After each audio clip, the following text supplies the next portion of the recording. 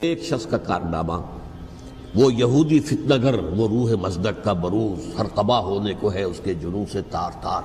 اسی طرح وہ عبداللہ ابن سبا یہودی فتنہ گر۔ آج اہل تشیع میں سے بعض حضرات کہتے ہیں کہ یہ عبداللہ ابن سبا یہ تو افسانوی شخصیت ہے، اس کی حقیقت کوئی تھی ہی نہیں، حالانکہ ان کی اپنی کتاب میں رجال کشی کے اندر اس کا ذکر موجود ہے، اور یہ بھی موجود ہے کہ حضرت علی رضی اللہ تعالیٰ عنہ نے اپنے عہد خلافت میں اسے زندہ جلوایا ہے۔ اس کی وجہ کیا تھی؟ یہ آیا مدینے کے اندر اسلام کا لبادہ اوڑھ کر، اس نے چند عقیدوں کی اشاعت شروع کی۔ سب سے پہلے حضرت علی تو خدا ہیں، گاڈ انکارنیٹ، اوتار کا تصور، جیسے ہندوؤں میں ہے رام چندر جی خدا کا اوتار، اور عیسائیت میں بھی پہلے گاڈ انکارنیٹ کا تصور تھا کہ حضرت مسیح خدا کا اوتار ہے، انکارنیشن آف گاڈ۔ تو اس نے کہا کہ حضرت علی تو خدا کا اوتار ہے، خدا ہے۔ نمبر دو، اس نے کہا کہ ہر نبی کا ایک وصی ہوتا ہے جس کے حق میں وہ وصیت کرتا ہے، تو حضور صلی اللہ علیہ وسلم کے وصی حضرت علی ہیں، لہذا خلیفہ تو اول روز سے حضرت علی ہیں، حضرت ابو بکر، حضرت عمر، حضرت عثمان یہ تو غاصب ہیں، اور حضرت عثمان کی خلافت تھی اس وقت تو خاص طور پر۔ پھر اس نے جو قبائلی عصبیت تھی اسے بھڑکایا۔ پرانی جو عصبیت چل رہی تھی قریش کے اندر، وہ دو گھرانے ایک دوسرے کے مد مقابل تھے۔ دیکھیے، ایک ہوتا ہے قبیلہ، ایک ہوتا ہے گھرانہ۔ ہمارے پنجاب میں ایک قبیلہ ہے وٹو قبیلہ، اس کے گھرانے بہت سے، مانے کے، لالے کے، سجے کے، شامت کے، یعنی کوئی لالا تھا ان میں سے بڑا، ان کے بیٹے ہو گئے لالے کے، ان کی اولاد، خاندان یہ کہلاتے ہیں۔ قبیلہ ایک، یہ وٹو قبیلہ۔ تو قبیلہ تھا قریش، اس میں گھرانے بہت تھے، بنو ہاشم، بنو امیہ، بنو تیم، بنو عدی، یہ بہت سے گھرانے تھے۔ تو چوٹی کے دو گھرانے جو تھے وہ بنو ہاشم اور بنو امیہ، ان کے درمیان چپقلش تھی، مقابلہ، مسابقت، اور یہ مسابقت فی الخیر بھی ہوتی تھی۔ اگر انہوں نے غریبوں کو کھانے کھلائے ہیں تو ہم ان سے بڑھ کر کھلائیں گے، اگر وہ حاجیوں کی خدمت کرتے ہیں تو ہم ان سے بڑھ کر کریں گے۔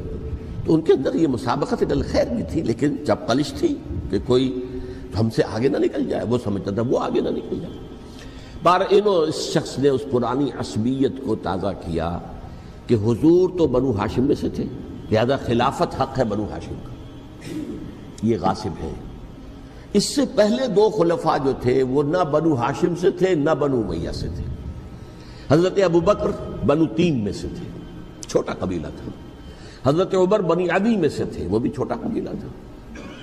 یہ حضرت عثمان پہلے خلیفہ جو بنو امیہ میں سے تھے، جن کی پرانی چپقلش بنو ہاشم سے تھی۔ اب اس کو موقع مل گیا کہ پرانی قبائلی عصبیت کو بھڑکائے۔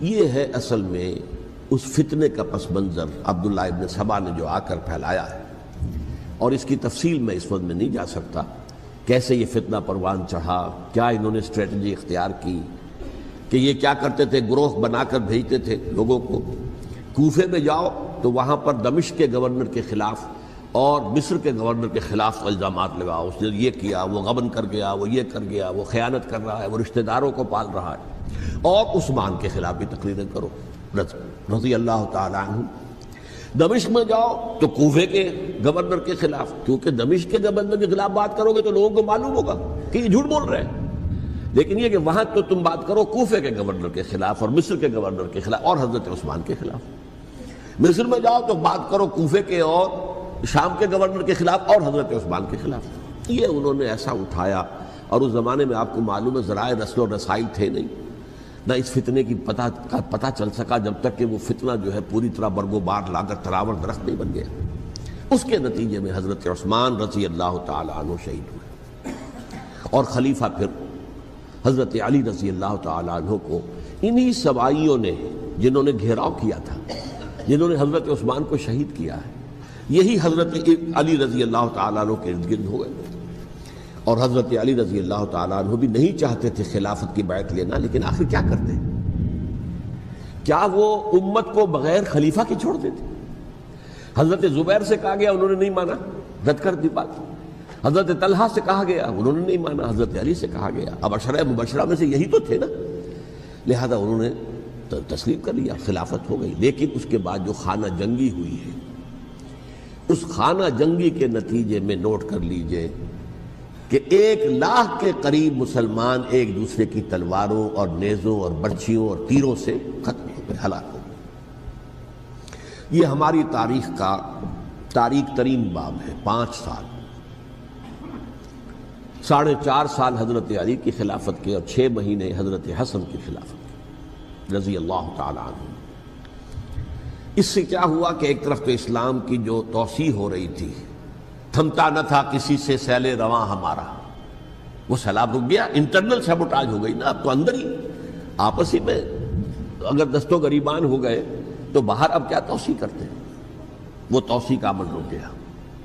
اور یوں سمجھیے کہ جیسے ٹرک اگر کبھی چل رہا ہو، بھرا ہوا ہو، لوڈڈ، اور وہ چڑھائی چڑھ رہا ہو، تو اگر کہیں موشن ٹوٹ جائے، ٹرک کو رکنا پڑے، تو ڈرائیور کے جان پر بن جاتی، اس لیے کہ اس کو دوبارہ سٹارٹ کرنا، اور جبکہ وہ چڑھائی پر ہے، انکلائن پر ہے، آسان کام نہیں ہوتا، خطرہ ہوتا ہے وہ پیچھے جو ہے وہ نہ جائے۔ اور پہاڑی علاقوں میں آپ کو معلوم ہے ذرا پیچھے چلے جانے کا مطلب جو ہے بہت خطرناک جو ہے نتیجہ نکل سکتا ہے۔ بہرحال حضرت علی رضی اللہ تعالیٰ عنہ نے اپنے خلافت میں ایک کام یہ کیا، اب اس کی کیا مصلحتیں تھیں یہ تو انہی کے علم میں ہوگا، ہم قیاس کر سکتے ہیں، میں اس میں نہیں جانا چاہتا۔ ابھی تک خلافت کا مرکز تھا مدینہ منورہ، حضرت ابوبکر، حضرت عمر، حضرت عثمان، وہیں جہاں حضور صلی اللہ علیہ وسلم رہے تھے اور جہاں پر کہ حضور مدفون تھے۔ لیکن حضرت علی نے اپنا مرکز جو ہے وہ کوفہ بنا دیا۔ اچھا، اس کی ایک ظاہری وجہ یہ سمجھ میں آتی ہے کہ اسلام کا جو پھیلاؤ ہو گیا تھا، وہ سلطنت اتنی وسیع ہو گئی تھی کہ مدینہ منورہ بہت جنوب میں اور بڑے صحرا کو عبور کر کے جانا ہوتا تھا۔ کوفہ جبکہ ایسی مقام پر تھا کہ جہاں سے مشرقی راستہ جا رہا ہے ایران کو، عراق کے اندر تو ہے وہ شہر کوفہ، اور پھر ایران اور خراسان اور ہندوستان کو راستہ جا رہا ہے، وہیں سے شمال کی طرف جا رہا ہے، شام کی طرف اور ترکی کی طرف، اور وہاں سے پھر یہ کہ مغربی افریقہ کو بھی کنٹرول کرنا، جو شمالی افریقہ کو، وہ بھی آسان تھا۔ بہرحال حضرت علی نے کوفہ کو اپنا مرکز بنایا، اور نتیجہ یہ ہوا کہ سبائیوں کا بھی مرکز وہی بن گیا، چونکہ انہوں نے اپنے آپ کو گردا گرد رکھا حضرت علی کے رضی اللہ تعالیٰ عنہ۔ اب ظاہر بات ہے کسی پرٹیکولر پرسن کے خلاف تو کوئی مقدمہ موجود تھا نہیں، بلکہ جب جنگ جمل ہو رہی تھی، ابھی جنگ نہیں ہوئی تھی، حضرت عائشہ، حضرت طلحہ، حضرت زبیر وہ لے کر آئے تھے ایک لشکر اس مطالبے کے لیے کہ حضرت عثمان کے قاتلوں کو سزا دی جائے، قصاص لیا جائے۔ حضرت علی رضی اللہ تعالیٰ عنہ سے گفت و شنید ہو رہی تھی، حضرت علی جو ہے اس پر آمادہ ہو گئے کہ ٹھیک ہے، میں جو بھی قاتلین عثمان ہیں ان کو گرفتار کر کے سزا دوں گا۔ عین اسی وقت کوفے کی مسجد کے اندر جو ہے 10,000 کا مجمع کھڑا ہو گیا، ہم سب قاتل عثمان ہیں، لو ہم سے